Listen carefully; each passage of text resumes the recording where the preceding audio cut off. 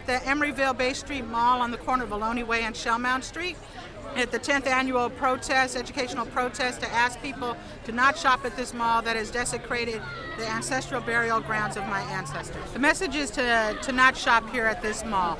We're not asking people not to shop at all today. We're asking them to think of alternatives. When you get information and you're not ignorant anymore of the issues, then you have a choice, and the choice is a moral and ethical choice. These are occupied lands, that they've been occupied since time immemorial by Indigenous peoples, specifically where we're at by the Ohlone people, specifically in Oakland by the Chochenyo Ohlone people. And so we need to recognize that. We need to recognize that we are guests here, that we are settlers here on this land. Ohlone was a village halfway between San Francisco and Santa Cruz, and it's not known certainly, but it's believed that the word Ohlone is derived from the village name Ohlone. But that's. But weren't the Ohlone in the Fremont area? Oh yes, definitely. All of San Francisco and San Mateo counties, the western parts of Contra Costa and Alameda counties, and the southern portion of Solano County. This is all Ohlone territory. We're here because we support this as a human rights issue. Indigenous peoples have the right to protect our culture, our sacred lands, including our burial sites, the homes of our ancestors. And this is an example of a violation of human rights that is also in violation of the UN Declaration on the Rights of Indigenous Peoples, which was adopted by the UN General Assembly in September 2007 and then endorsed by President Barack Obama almost a year ago, December 17th, 2010, which was actually the last country in the world to come around and change its position and support the declaration.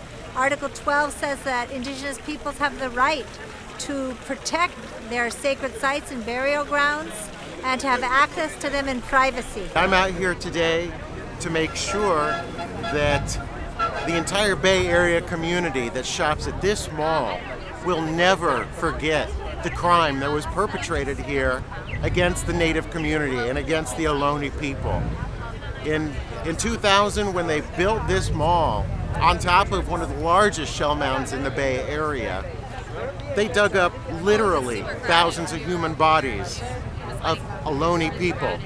They dug them up and carted them off to the landfill in front of the Native Bay Area community that was here protesting the building of this mall. And you know, the fact that money in that case won out over morality is an insult. It's a crime. It's a disrespect of our history, of our dignity, and it's something that we will never let go. We will never let people forget that this mall is a symbol of the genocide of Indian people in California. Would you want a mall to be built on top of your ancestors' remains? I think it's really important to know where we stand, whether we're standing on land that is part of our own ancestral line or is part of someone else's ancestral line. We need to stand there together to understand the history of where we are and understand the reality of where we are. And I think being here today in a space that's convened by people who have so much stake in history here on this piece of land, it's important to recognize that. And I'm here today as a Filipino-American, daughter of immigrants, who's also trying to understand my own responsibility being here in North America to the indigenous peoples of this continent. I have a lot of stuff that's sacred to me, and if someone were to put a shopping mall on top of it, I know I'll be heckin' pissed off. So, and I would, want people to come out and support me trying to protect what's sacred to me, so I'm trying to do the same. I wanted to walk over here and show my support for bringing an awareness to how much consumerism has destroyed our society and our land, and to honor the people that used to live here and roam this land. I think that if these were graves of people from a different ethnic background, it would never have happened. As this country was developed, many different people were colonized. First and foremost, the indigenous people of this land. That means that people came here with a different mindset on and how people should live their lives. And they enforced us through slavery and through wars and through mass genocide to fall under their control in doing that. And as people continue to grow in this country that they call America now, that people continue to fall into that under capitalism and corporate America by following what the norms are. Instead of thinking for themselves, they turn on the TV and they get their news from Fox. They They allow the education system not to teach the truth to our children. We continue to go forward in this way without open minds and consciousness of the land that we stand on today and who we are supposed to be as human beings. I think that for many of us, from people from all over the world, that we had original teachings on how we were supposed to be on this earth, and that we are confused as human beings and how that is supposed to continue to happen. Decolonizing your mind means that you're able to step back and away from that you're able to put something else for the greater good in the forefront, and not your mind and not the capitalism and the corporations of America. It's really gratifying for us to see the children of this country standing up and saying what's happening is wrong. The status quo is not acceptable. It doesn't just not work for the 99%, it doesn't work for the 1% either. It works for nobody to be a colonizer and colonized. Recognize the original peoples of this land as part and parcel of the Occupy movement.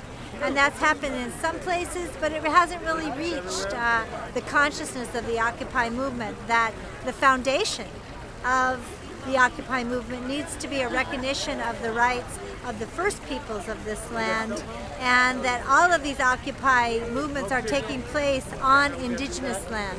I like the urgency of the word occupy, and I understand that, people have been driven to desperate measures, and that in itself, they were taking urgent action. And so I understand the rush to use a word that would have immediate impact.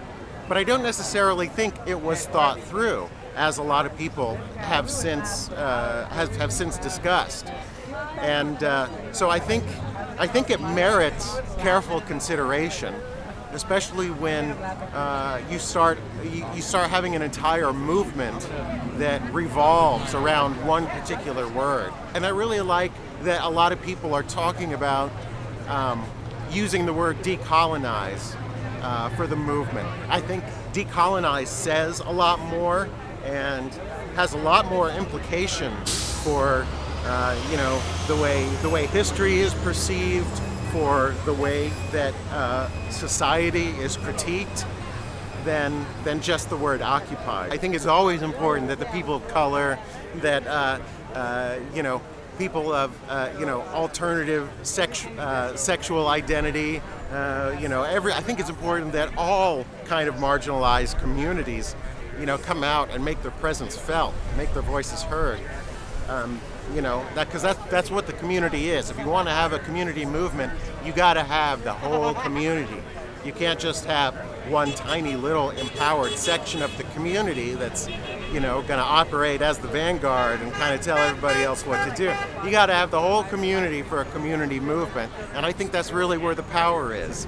I think there is nothing to lose by having all voices in the conversation. So there was a proposal that was submitted. Hopefully it gets on the agenda tonight, and it's very basic. It recognizes that this occupation movement has isolated Indigenous activists, that the fact that we have been resisting. And so a friend of mine, Jeremy Goodfeather, he mentioned yesterday while we were on Alcatraz Island for the Sunrise Gathering, welcome to the resistance, that, with the whole occupation movements, that we've been a part of this.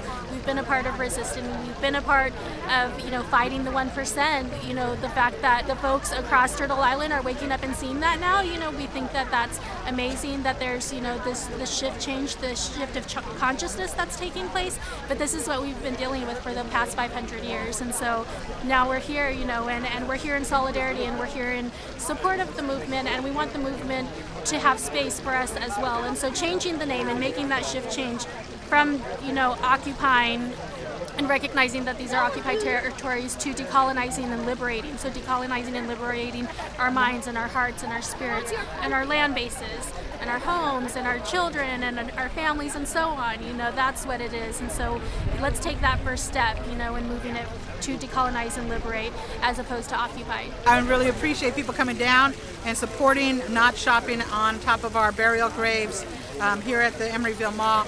I encourage people to continue to spread the word even after today about what this place is.